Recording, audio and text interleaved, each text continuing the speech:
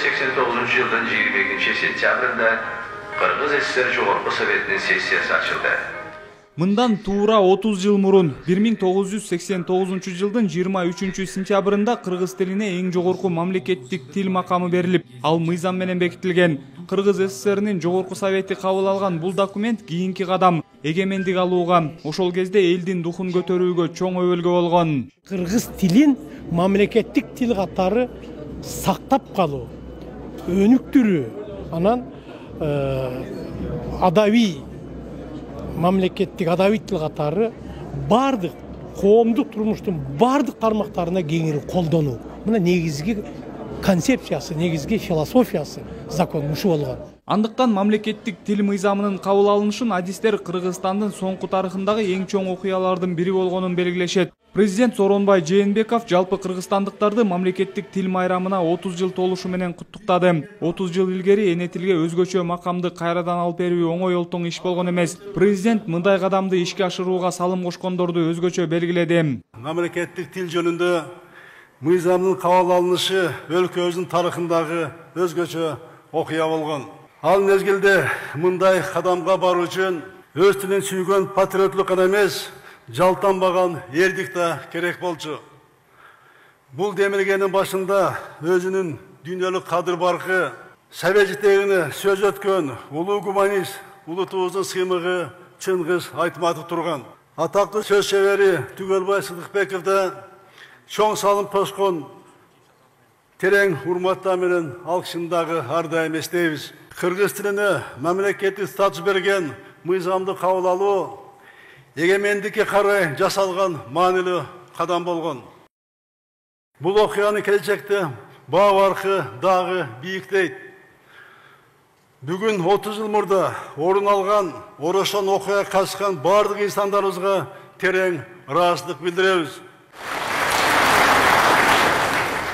Ошондуктан эне тилде ата-бабалар бизге калтырган ыйык аманатты урпактарга жеткирүү азыркы муундун негизги милдети. 30 жылдан бери кыргыз тили бир кыйла өнүктү, өстү, байыды. Бирок ойдогудай колдонулуп, өлкөдөгү бардык улуттарга орток тил болуп, жашоо практикасына терең кире элек.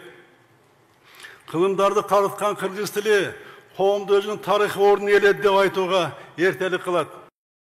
Аны өлкөдөгү бардык этностор орток тил кылуу үчүн аткара турган милдеттер арбын.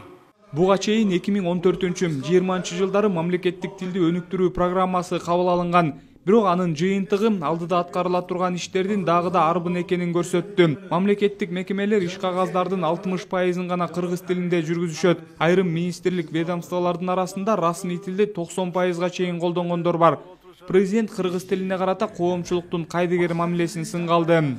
Ачык айтканда, маселенин өзөгү мына өзүбүздө болуп жатат. Мына кыргыздарды өзүбүздө, бул кыргыздардын жоопкерчилиги жана кайдыгер мамилесинде болуп жатат иштин бардыгы. Шаардык ата-энелер балдарыбыз менен кыргыз тилинде баарлашып, анын үй бүлөнүн күнүмдүк нормасына айланткан жокпуз. Балдарыбызга кыргыз адабиятын, кыргыз маданиятын, дегеле кыргыздын нарк населин сигире албасак, аларга кантип кыргыздын рухун жеткиребиз. Андыктан эне тилди балага кичинесинен сиңирүү ар бир ата-эненин милдети. Бүгүн ар бир ата-энеге кайрылам. Эне тилибиздин алдындагы милдетибизди, ата-бабалардын элесинин алдындагы зор жоопкерчилигибизди сезели.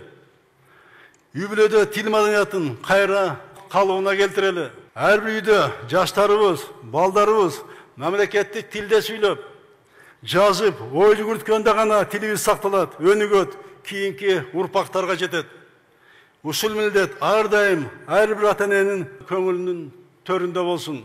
Президент мамлекеттик тилди өнүктүрүү максатында жаңы программа кабыл алууну сунуштап, ал буга чейинки иш аракеттерге сары эсеп салып, келип чыккан көйгөйлөрдү, аларды чечүүнүн жолдорун камтуу менен даярдалаарын айтты. Турмуш көрсөткөндөй, башка улуттагы жарандар кыргыз тилин жеңил үйрөнгүдөй икемдүү окуу методикасына муктаж. Жаштар үчүн кыргыз тилинде сүйлөө, аларга урмат алып келгенде чөрөнү түзүү зарыл. Бұл жерде білім беру министрлігі чечкиндүү рөлүнү бирок ал жалгыз барын жасай албайт.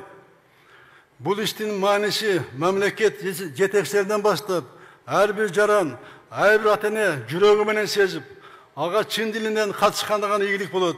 Муну Кыргызстандын ар бир атолу колдойт деп ишенем.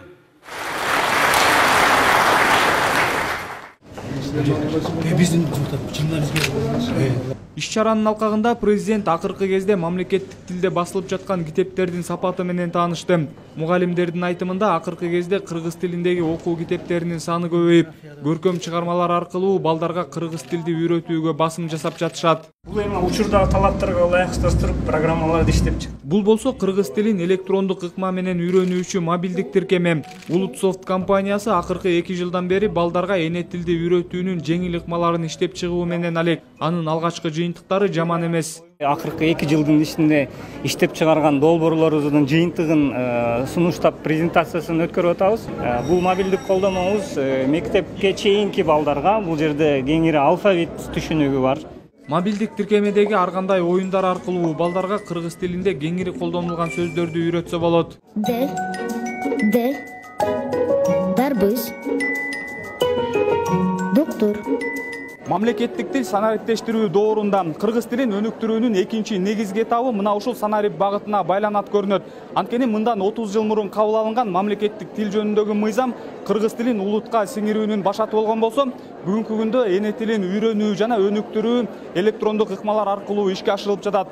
Бул болсо азыркы заманбап доордун башкы талаптарынын бири болууда. Мамлекеттик мекемелердин кыргыз тили боюнча билим деңгээлин текшерүү максатында азыр Кыргыз тест мекемеси да жигердүү иш алып барууда. Бул мамлекеттик тилди өнүктүрүүгө багытталган ири долбоорлордун бири болуп саналат. 21-жылдан баштап бардык мектеп бүтүрүүчүлөрү В1 деңгээлде сертификат алып чыгыш керек. Жогорку окуу жайын бүткөндө В2 деңгээлде сертификат алып чыгыш керек. В2 деңгээлдеги сертификат бул иш кагаздарын эркин жүргүзө алам, мамлекеттик кызматта эркин иштей алам деген сөз. Адистер азыркы учурда дүйнө жүзүндө канчалаган өнүккөн, ошол эле учурда эне тили тил катары калыптанбаган мамлекеттер көп экенин эске салышат. Ал эми кыргыз тили дүйнөдө теңдеши жок көркөм дөөлөттү, манас эпосун жараткан. Залкар жазуучу Чыңгыз Айтматов тил ар бир элдин каны, улуттун автопортрети деген. Андыктан эне тилибизди кастарлап, баалап бартап, анын келечегине кам көрүү үчүн тынымсыз аракетте болуу абзел. Самат Асипов, Азамат Кыдыр Токтоев, Ала Тоо 24.